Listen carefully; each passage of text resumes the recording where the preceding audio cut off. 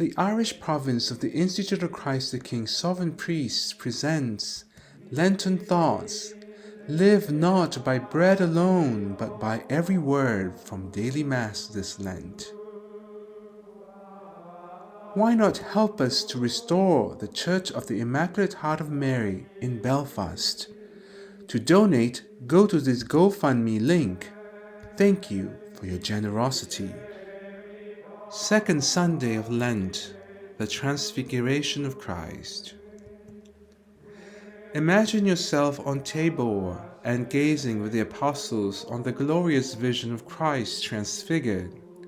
What thoughts would fill your mind if you were there and saw the divinity of Jesus in his sacred humanity?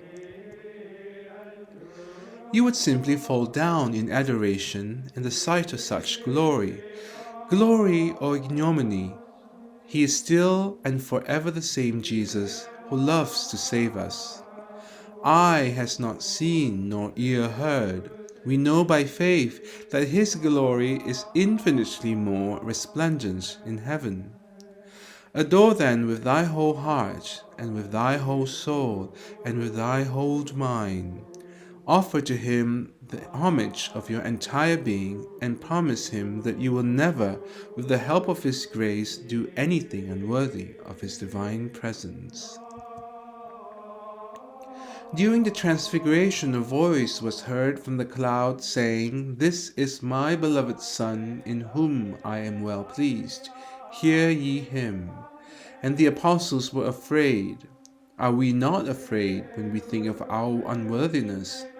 If it were not for his mercy, we would have died when we were in our first mortal sin, in our second, our third, our 100th.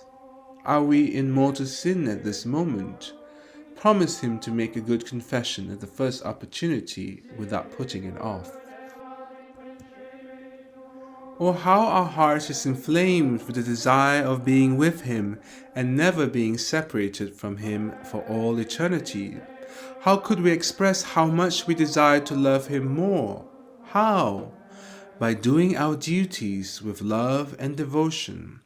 Like a wife who is completely devoted to her husband, we too must give our all to what God expects from us, to our duties.